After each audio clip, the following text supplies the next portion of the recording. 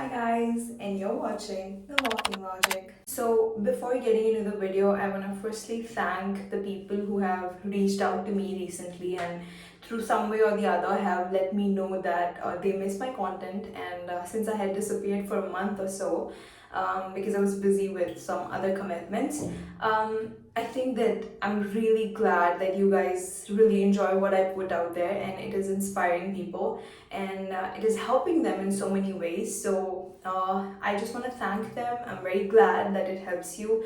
And I also want to say anybody who wants to share whatever their thoughts are on the video and how it inspires them, of course you can comment, of course that's great, but you can also like send me a personal message if you know me, and it really gives me immense joy that my videos, if they help you in any way.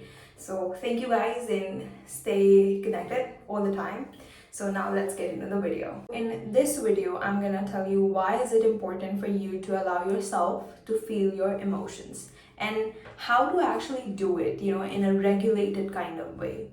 And emotions are something that we are always taught that it's not important. We are not given, I mean, we know that it exists, emotions exist, but we're never giving importance to it, like how to regulate it, how to actually know what is right and what is wrong, how to actually feel them in a way that doesn't drown you, and you are still in your normal routine. Also, I think that we've always been taught to chase success in a materialistic way, and that has been given like the prime importance. Like other than that, the other areas I seem like people don't actually acknowledge even exist, and that's why I feel that a lot of people have unsatisfactory lives, because even when they have like great success or whatever, but they still feel empty inside.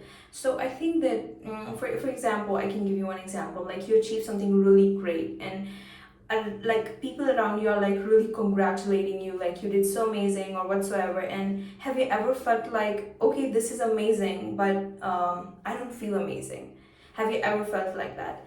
And I think that the dissatisfaction actually comes from you not being emotionally rich and regulated, because this is also a part of life that needs to be developed, and if you don't grow in this area, you will, I mean, you can have great success and you can give all the prime importance to it, but life is just not about this. Like it's also about having a day-to-day good experience, because things like material success can come and go, but your experiences on a daily basis do matter. How you feel on a daily basis, like do you feel joy, do you actually like what you are doing on a daily basis, or like you're just thriving, you're just on the outside you're like really successful and like doing whatever the society wants from you and expects from you, and on the inside you just feel like what is even happening, like, right? And if you have these questions in your head,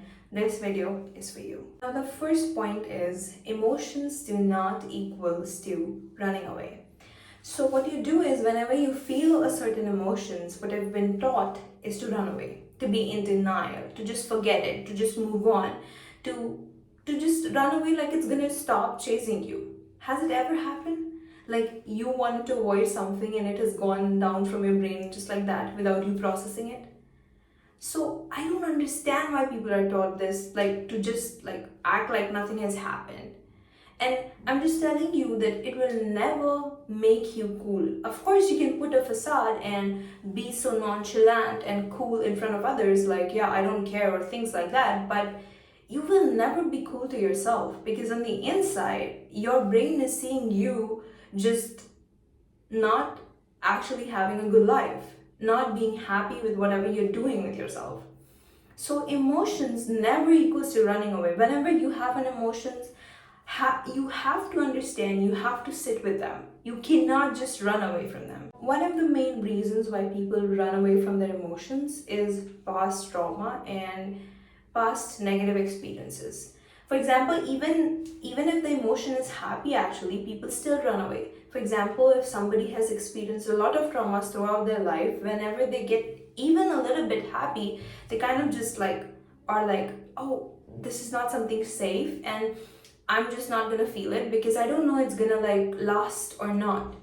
And I understand it completely, and I think it's valid as well, because Your brain wants you to be safe, and it doesn't want you to do something that makes you unsafe or uncomfortable, and I understand that. But I also know that you cannot run away. So the first question arises here is how to not be afraid of these heavy emotions. And that can only be done when you understand this one logic about life. That is, that life is like a wheel and it is always dynamic in nature. It is never static. Like the life of wheel is always moving and you have to move with it. For example, if you have right now a period of sadness, you will have a period of happiness. And if you have a period of happiness right now and you're extremely happy, not to scare you, but there will be sadness because that's the law. You can't deny it. But what you can actually understand, why am I explaining you this, is for you to stay detached from feeling whatever you're feeling because it's not gonna last as long you think it is going to. But if you don't feel, it's gonna last. It's gonna be there in your body somewhere or the other. So when you actually flow through life, you actually have the chance of getting happier again, chance of feeling joy again. But if you don't even allow yourself to feel sadness or things that are hard, you will never find happiness or joy ever. Also, if you can find someone in life, and if you look closely, you will find one person like that. You will find it. Even if you think there's nobody, you will find it. If you have the inner urge to. One person you can share your vulnerabilities and insecurities with, but they don't judge you for that because they understand that you are weak in that moment, but they don't take you for a weak person because of that vulnerable moment. But in fact, when you are in this weak moment, they kind of know your qualities, so they kind of push you towards that stronger qualities so you can get back to whatever you were doing. And in that way, you will always feel validated even about your heavy emotions, and you will also go through them and you will actually have satisfactory experiences because you have already processed it. And when someone is actually there telling you that it's not a big deal and it's fine, it's kind of very healing, in a sense. But if you are really independent and you really like to process it all alone, you can also do it by journaling or sitting and just talking to yourself. That also works. But try finding one person you can just say whatever is in your head with. Point number 2 is very important. It's removing people's validation from what you feel and how you've gone through experiences. For example, you try to express your love or something to someone and you got rejected. Now, people point of view, for example, here could be, oh, you must be so sad, you got rejected, and they want to victimize you in the whole situation or something like that. But your point of view here could be, I try to express myself authentically, and no matter how people want to victimize it or make it humiliating, I am gonna honor myself on what I have done over whatever people want you to believe about whatever the situation has been. Another example, let's take it. For example, you choose a different path in your career, and then people's point of view is like, oh, he or she is not going to be successful. Your point of view here could be that I chose what is aligned with me over the picture perfect idea of what people have of me. So when you change these narratives and perspectives that people in society keeps on setting, and you choose to view yourself through your lens that is different and authentic to you, you will not feel jaded. You will not feel hurt, because most of the times when we are hurt, it's because other people make it into a different thing. And most of the times, other people victimize you in the whole situation when you are the center, actually. Point number 3 is feelings of every person is different because it is supposed to be different. And if you expect yourself to be relatable in the sense of feelings, it might not be the case. And you don't have to beat yourself up for this. There are 2 reasons for it. For example, let's take examples of 2 siblings who've had the same family background, same parents, same family environment. Even they don't find themselves sometimes relatable. Why? Because even if they have a lot of experiences that are similar, they do have 10 other different experiences that shape them. The other reason is also that even if two people have the same experiences, they choose always, most of the times, to process it differently. For example, if somebody encounters anger, someone can choose to handle it peacefully. Somebody might get very triggered and kind of reply in a similar sense. So it's different for everybody. And you don't have to seek validation when you're feeling something. You have to feel it in your own way, whatever you feel like and however you want to feel like. So, for example, you had this friend who got over a breakup for like after like 10 months or 2 years, and you must be in your head like it's such a long time, I can't waste that much amount of time. So you have already created this fear inside your head that it takes so much amount of time, where in reality, in when the situation might have come in your life, you could have gotten over it in like a month or so. But because you had this idea already, you wanted to force like that much amount of time into it. Some people even take 10 years, who knows, like there are people like that who do that. So it's different for everyone. So you have to honor how you feel, and it is not something that you need to take validation. Is it what I'm feeling okay? Stop asking people what you're feeling is okay or not. Stop seeking validation from people if what you're feeling is relatable or not. Feel what you feel because it's yours and it's your experience wholly. Point number 4 is forget the outcome, accept how you feel. Now, what you do is whenever you feel something, you're so focused on what if I allow myself to feel, I will be drowned, I'll never get over it, and I'll be there always. But it's not actually true. The fact that you're resisting yourself to feel is actually more hurtful than you actually allowing yourself to feel. So when you forget the outcome, like what might happen after I allow myself to feel, I'm telling you the outcome is far better. It's always growth. It's always growth. So allow yourself to feel because it always leads to your growth. Now, point number 5 is you have to treat your emotions as indicators in your life. For example, if you feel anger about something, anger is so demonized. It's an emotion that people are like they hate an angry person. They kind of make it like it's not something you should ever feel. It's shunned from the society like it's so bad or whatever. But it is bad when it is unregulated. But when you understand that anger is happening to you because of some reason, you kind of can logicalize it. You have to observe this. What is it that makes you angry? Why are you angry for this? Anger always teaches you your boundaries, what you don't want to accept. For example, if there is one person named X and they always feel anger when someone is not listening to them attentively, someone is not present in the conversation, and they feel angered about that. So it is showing what this person doesn't want to accept from people. So when you understand that, okay, this is what it is trying to show me, you don't have an unregulated way of getting angry. You kind of communicate that this is what you don't like, this is what you like, and it kind of becomes an indicator for you. Second example we can take of insecurity. For example, you have this insecurity about one of your body parts, and you kind of shun yourself and you keep shaming yourself. You're so critical about that particular body part.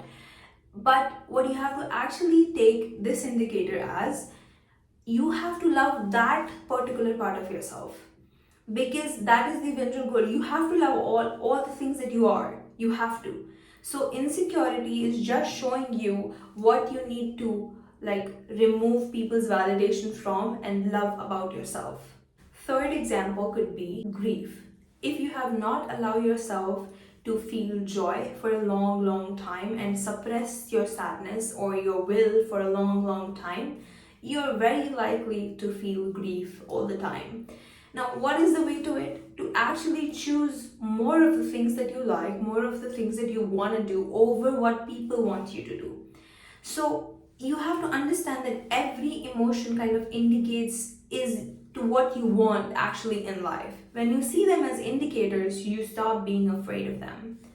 Point number 6 is you run away from your emotions, but they are the key to discover yourself. For example, the authors and the writers or the poets, If they had never allowed themselves to feel those emotions, they would have never written something amazing like that.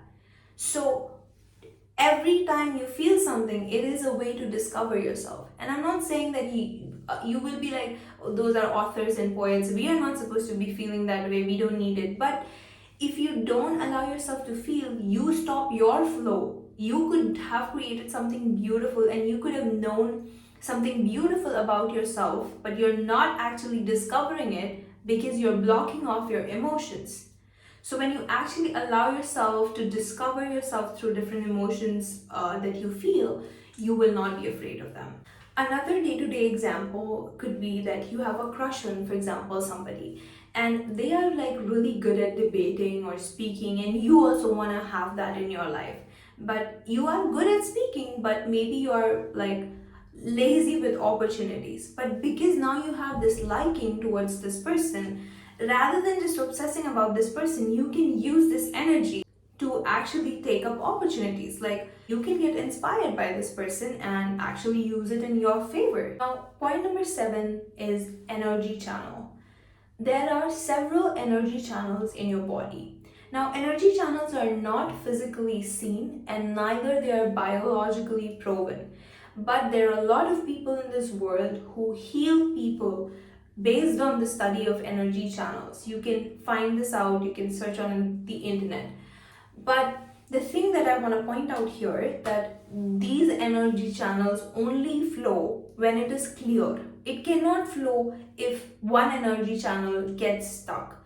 For example, if you haven't spoken for quite some time in your life and you haven't taken a stand for yourself, you keep suppressing your words, you don't actually say what is actually needed in the moment, you could have blocked your throat energy channel. Like, it's like around here. So if you block that off, you are blocking the whole energy channel. So either you will create a disease in your body and you'll be like either sick, or you will not have success for a very, very long time, because you're blocking one of the greatest channels of creativity and execution. So these are like different channels, and every channel is like for different things. For example, there is this channel that is present for like heavy emotions. It is present between your rib cages, like in between the rib cages. So when you have these negative feelings like maybe fear, anxiety, and those kind of feelings, and you get stuck in that and you never really get over it, it blocks that channel. So when it is blocked, again the flow of channels is blocked, and you are not living life in a full way. So that's why it is important for you to feel, not only feel, but process how whatever you're feeling and to grow beyond it. Now, point number 8 is when you have space for all of your emotions that are heavy, light, or whatever, and when you actually, your body knows that you actually give yourself the time and the grace to feel all of your emotions, no one can trigger you, because you know your responses, because you know yourself, because you know that I have space for all of it and I'm not afraid of what you can make me feel. So when you're not triggered, even if you are triggered, you know how to deal with it. So it's one of the greatest superpower you can ever have. Most of the people are like running away, but if you have this power of actually giving yourself the grace to feel everything, people are gonna be intimidated but will not be able to trigger you easily. Point number 9 and the last point is that you cannot blame people. I repeat, you cannot blame your emotions onto people. Even if somebody has caused whatever they have caused to you, your emotions are not their responsibility. Even if they are not a good person and they have hurt you like crazy, if you keep blaming them, what you are just saying to your soul is that they are so important. They did all this, and you will be stuck in this energy and never actually get over it. And some people I know, they'll keep blaming the person because that is what they want to do in life. They actually don't want to process, they don't want to grow, so they just keep blaming, keep gossiping about this person, so that they are like satisfied that okay, but this person did this to me and that's why this is my life. You cannot blame people. If you want to grow, you take responsibility for your emotions and you heal them, because that's the thing that you're supposed to. And that's the way to actually grow. So don't blame people, but feel your emotions authentically and process them. Bye guys, and I hope today's video helped you, and do like, share and subscribe and comment, and keep coming back for more.